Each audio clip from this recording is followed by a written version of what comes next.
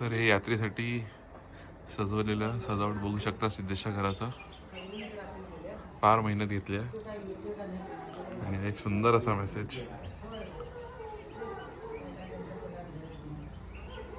तर असं बघू शकता 2 दिवसाची साळगावची यात्रा आहे. त्यातला आज पहिला दिवस आहे. आजचा गोडाचा पदार्थ आहे, पण तरी पण उद्याची तयारी तर करायला हवेच.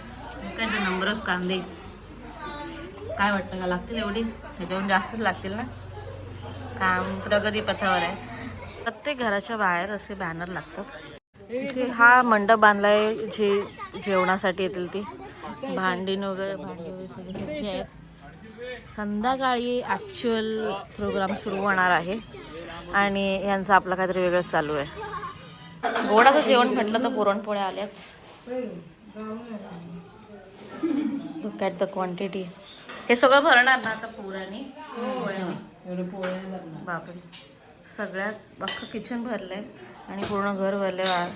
गमगमाट सुटलाय. तर सकाळपासून लागलं हवे पुरण बनवायला. एक मिक्सर खराब केला त्याच्या नावात आम्ही.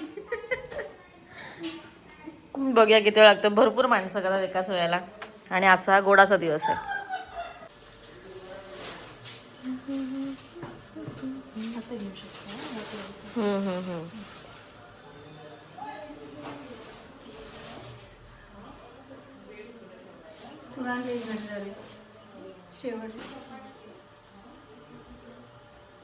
झाले.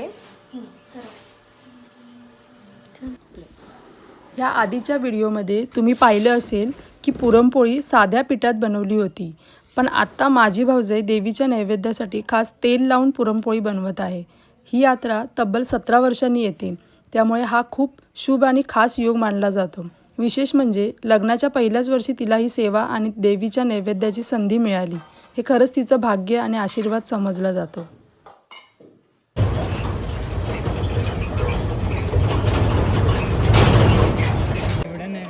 इथे आता एक बकरा घेतलेला आहे. आम्ही असं धरून बसलेलो माग 4 व्हीलर मध्ये. माझ्या इथे 2 बकरे होते. दुसरा बकरा घ्यायला दुसऱ्या गावात जायचं आहे.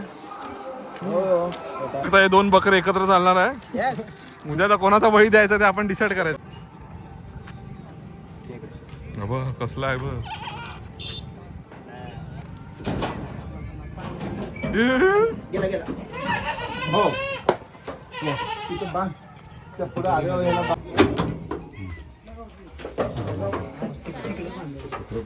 त्या साईडला बांधा.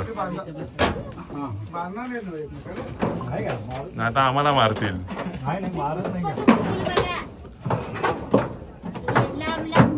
बसेल खाली बसेल असा बांधा. इकडे या नको आमच्या. फायनली 3 तासानंतर बकरे घेऊन आम्ही आलेलो आहे. टिल्या परत जाशील बकरे आणायला कोणाचे? गेलेलो परत जायला बघा घे त्याला खाली. थांब तिथे समोर घेऊन ये. दोघांना एकत्र ना.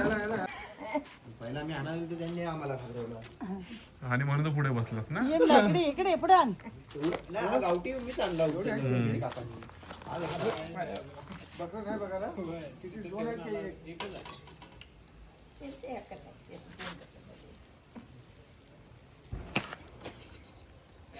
हलका झाला वाटतं.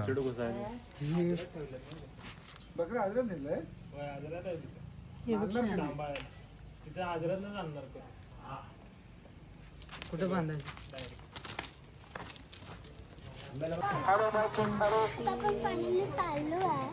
कुठे चाललंय? बोल बोल. देवीच्या इकडे. देवीच्या इकडे.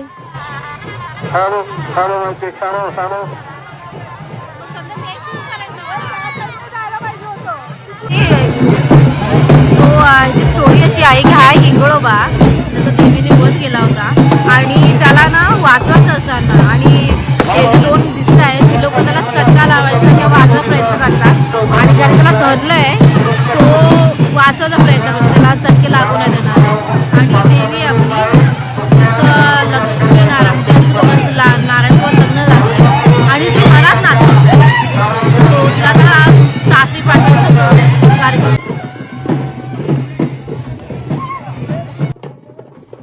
साळगावची महालक्ष्मी यात्रा ही गावकऱ्यांसाठी केवळ एक उत्सव नसून श्रद्धा, आपुलकी आणि आध्यात्मिक भावनेचा अनोखा सोहळा आहे. तब्बल 17 वर्षांनी येणाऱ्या या यात्रेची गावकरी आतुरतेने वाट पाहत होते. या काळात अनेक चढउतार गावकऱ्यांनी अनुभवले, त्यामुळे यात्रेला प्रत्येकाच्या मनात विशेष स्थान आहे. ही यात्रा म्हणजे गावकऱ्यांची एकता, देवीवरील श्रद्धा आणि पारंपरिक संस्कृती जपणारा भावनिक उत्सव आहे.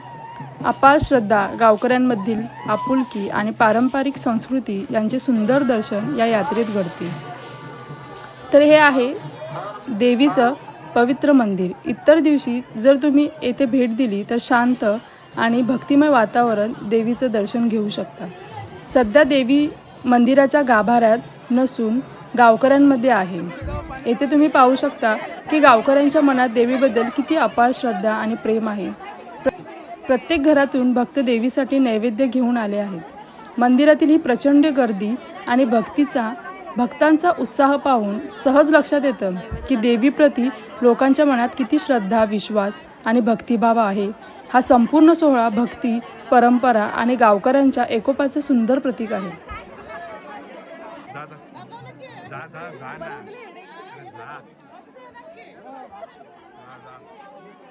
हा आमच्या घरचा नैवेद्य. लग्नानंतरच्या पहिल्याच वर्षी हा भक्तांचा वारसा आणि नैवेद्य दाखवण्याचे सौभाग्य मला लाभले. यासाठी मी स्वतःला खूप भाग्यवान समजते.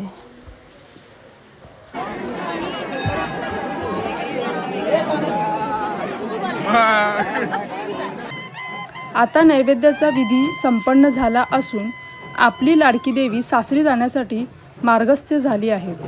या प्रवासादरम्यान गावकरी आणि भक्तांचा उत्साह खरोखरच वाखाणण्याजोगा आहे. इतके कष्ट घेऊनही कोणाच्याही चेहऱ्यावर थकव्याचा लवलेशही दिसत नाही.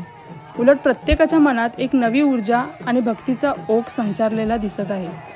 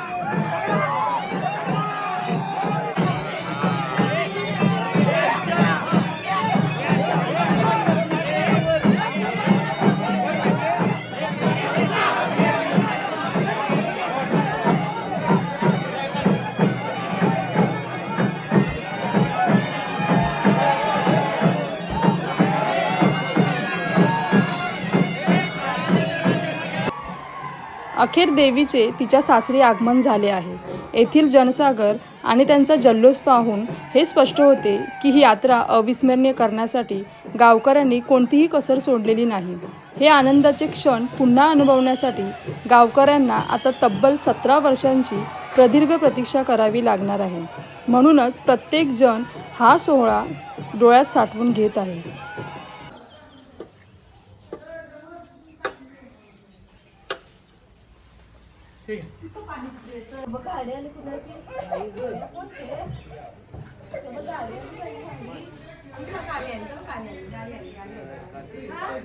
बळीचं बकरी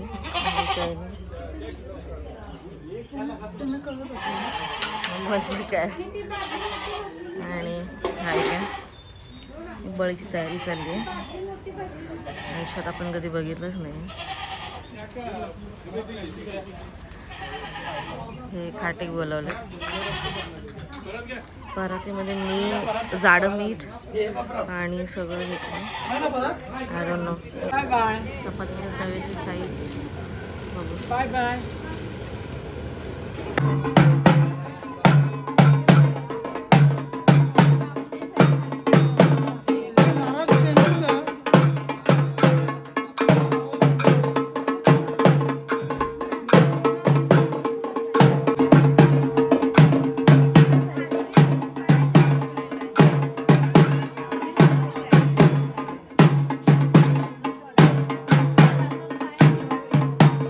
टेस्टिंगसाठी इथे माणूस टेस्टर.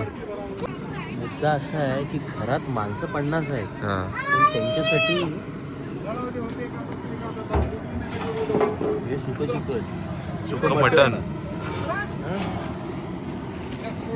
हा भात आहे, हा भात आहे. तांबडा रस्सा अर्धा किलो आहे. आणि हा तांबडा, हा पांढरा रस्सा, हा पांढरा रस्सा, हा तांबडा तांबडा रस्सा. रस्सा आणि आणि तिथे रक्ती. 50 माणसं. अजून जेवणाची तयारी अजूनही चालू आहे. तर बघू शकता हा अख्खा जो टोप आहे, टोप नाही डबा आहे, हा चपात्याने भरलेला आहे. आणि हा आमचा मेन्यू आहे चिकनवाला. कधी होणार तू? काय बोलत नाही. तर इथे नैवेद्य ठेवायला सुरुवात झालेली आहे.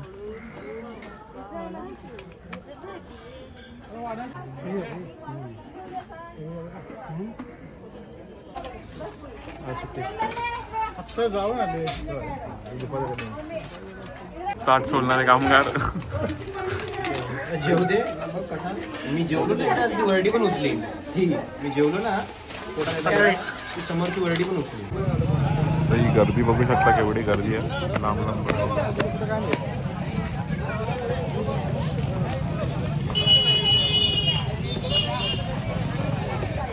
सो रात्रीचे 11:15 वाजले. तो काय वाटतं तुम्हाला? पूजेचं जेवणाचं आवरलं असेल. सो बघूया. जस्ट फॉर राईट ना चालू आहे ट्रॅफिक. तुम्ही बघू शकता हा ॲक्च्युली रोड चालू करायची वातावरणच होते. सगळ्या घरातून जेवणं अजून चालू आहेत. अजूनही लोक अजून जेवत आहेत की नाही? जेवतात सकाळपासून जेवतात सकाळपासून जेवतात आणि म्हणजे इतके जेवतात आहे की आता उद्या जेवतील की नाही? सगळीकडे आम्ही पण जेवण आलो थकलो आता. थकलो. मटणाचा भोग. मटणाचा भोग. हा बकऱ्यांचे हार.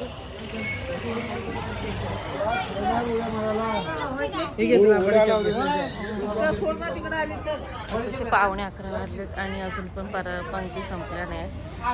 चिकन नाही हे आहे नाही आम्ही मध्ये काढलं होता. ठीक आहे. सो हे कार्यकारी आणि नाही काढलं होतं तेव्हा.